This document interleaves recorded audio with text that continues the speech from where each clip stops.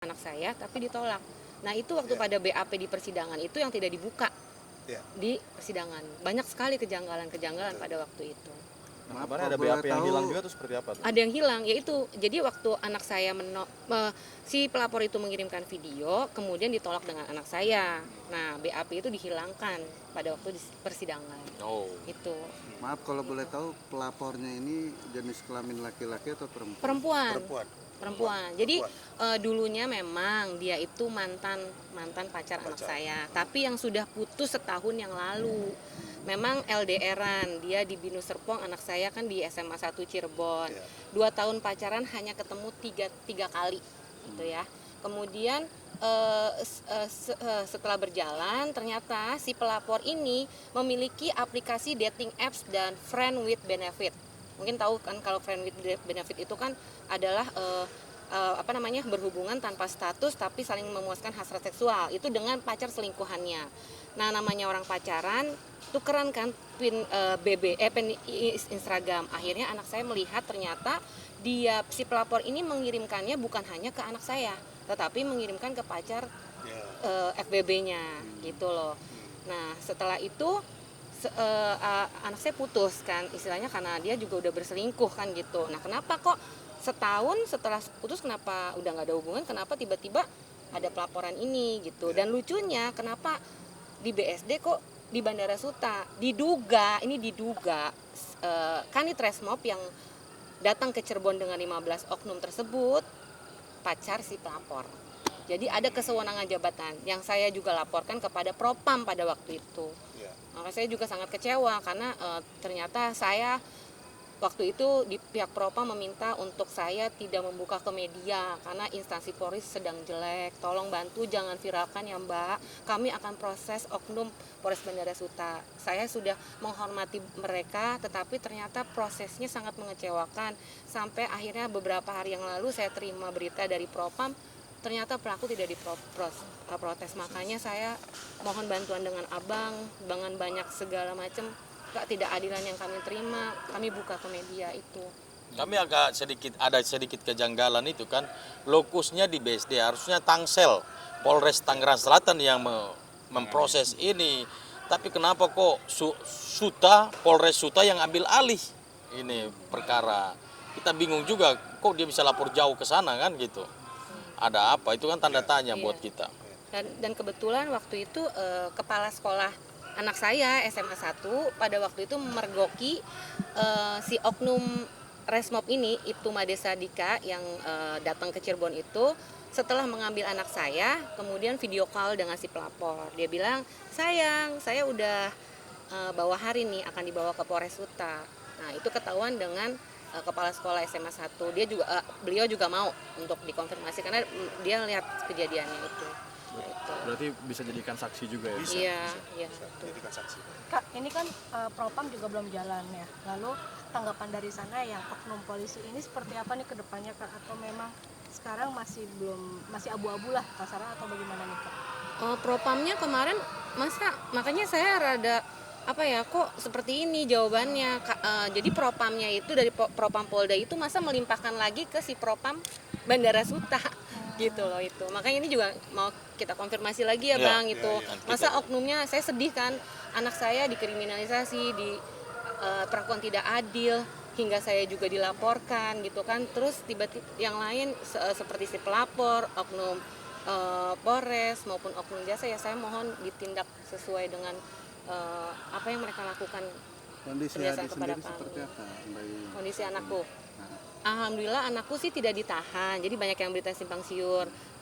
Anakku kan memang ini kan belum putus kan, istilahnya tingkat kasasi. Saya berharap bisa bebas gitu kan, karena anakku saat ini masih bersekolah di SMA 1.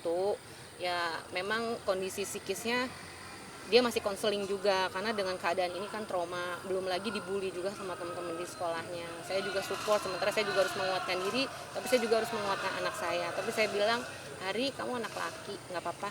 Mungkin Tuhan mau menyiapkan sesuatu di masa depan kamu harus jadi orang nantinya. Itu. Bang sempat udah jenguk kondisi Hari? Saya sudah tanya-tanya banyak hal tentang Hari. Saya bilang betul nggak kamu ini, kalau nggak Om nggak mau bela kamu. kamu ada menyebarluaskan ini ya, karena saya pegang perkaranya pada saat kasasi. Saya bikin kontra memori kasasi. Nah, satu yang saya mau sampaikan bahwa hakim, kami sudah tahu bahwa yang menyidangkan perkara ini harus hakim anak, dan kami telusuri memang betul hakim anak yang menangani perkara ini. Karena undang-undang mengatakan harus hakim anak. Dan kemudian kami mengecek tentang jaksa, undang-undang juga bilang harus jaksa anak, dia harus punya lisensi khusus.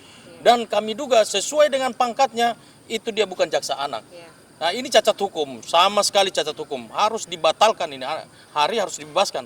Karena dia tidak pernah menyebarluaskan, sama sekali tidak pernah menyebarluaskan. Nah, waktu di persidangan juga, waktu mau ditunjukkan foto-foto pornografi yang dikirim oleh pelapor ini, nggak diizinkan. Iya, JPU langsung keberatan Gitu. Jadi tidak pernah ditunjukkan. Sidangnya sendiri kalau anak kan hakim juga berpakaian layaknya biasa ya. Iya, baju Apakah biasa. itu dilakukan juga Pakaian biasa. ketika persidangan? Iya, pakaian biasa. Bang, artinya ini pakainya undang-undang perlindungan anak, Bang? Undang-undang perlindungan anak, iya, betul itu. Saya kira gitu aja ya. Nah bang, mungkin terkait si pelapor sendiri yang yang menuduh anak mbak sendiri itu bisa dikatakan mungkin di baliknya itu ada orang besar atau seperti apa? Ya, Karena bisa sampai seperti ini. Gitu. Enggak, kalau ini sih enggak ada lah orang besar ya, cuma diduga persekongkolan. diduga ada persekongkolan dengan oknum-oknum tertentu sih, kita nggak tahu. Ya, pasti kalau dia berani lapor itu kan pasti ada oknum-oknum yang sebagai intelektualnya yang menyeting semuanya ini, sehingga dia, dan lapornya juga aneh, harusnya dia lapor di Polres Tangerang Selatan, kenapa dia lapor di Polres Soekarno-Hatta, ya gitu. Itu aja udah batal harusnya. Dan mungkin keadilan seperti apa yang mbak inginkan mbak? Dari Ya saya ingin anak saya dibebaskan karena dari awal itu udah cacat administratif semuanya, gitu loh. Karena ini dipaksakan, dibuat, dan bukti-bukti segala macam tuh kayak disetting semuanya. Pokoknya itu gitu loh. Dan akar permasalahannya di awal tuh udah di Polres kan, ada angka. Nah itu yang tidak bisa saya turuti, kemudian dilanjut lagi mungkin ya itu makanya diduga ada persekongkolan gitu ya. Berarti emang dari awal pelapor sampai persidangan dan sekarang tuh emang semuanya tuh ada masalah semua ya bang? Berarti ya? Dari mulai awal sampai Kejanggalan yang harusnya nggak bisa maju ke persidangan sebetulnya. Iya. gitu loh. Tapi dipaksakan. Tapi dipaksakan, ya. Itu dipaksakan. Makanya atas putusan hakim juga kami akan meminta supaya Komisi Yudisial Hakim Pengawas Mahkamah Agung untuk mengeksaminasi putusan hakim itu. Termasuk polisi yang memeriksa, jaksa yang memeriksa, harus dieksaminasi semua. Berarti hal ini bisa masuk ke mahkamah ini juga mas? Bang?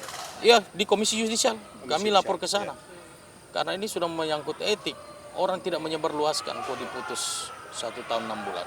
Bang, 1 tahun, dan kemudian di pengadilan tinggi malah naik 1 tahun 6 bulan. Kak, untuk tanggapan dari komisi, apakah ini sudah dilaporkan ke Komisi Yudisial Kak atau masih bermula? Belum, karena kami dari kuasa hukum juga baru menerima kuasa, terus kemudian kami juga belum punya waktu untuk melakukan tindakan hukum selanjutnya. Nanti setelah semua yang kami kerjakan, klien kami kan banyak klien kami, jadi satu-satu. Saya bilang ke Mbak Yuyun nanti satu-satu. Setelah semuanya selesai, baru kami akan ambil tahapan. Kami akan langkah hukum yang berikutnya nanti kami akan lakukan.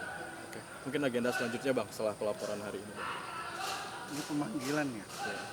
Agendanya pemanggilan ya? Ya, hari Klarifikasi klarifikasi. Undangan klarifikasi. Ini undangan klarifikasi. Jadi nanti kan setelah itu baru penyidik mempelajari berkas-berkasnya, nanti baru kalau dibutuhkan keterangan tambahan nanti akan diberitahu lagi. Undangan Ini sebagai saksi ya? Iya, saksi. Iya. Undangan klarifikasi. Klarifikasi aja. Itu aja ya. Ya. Bang Niko,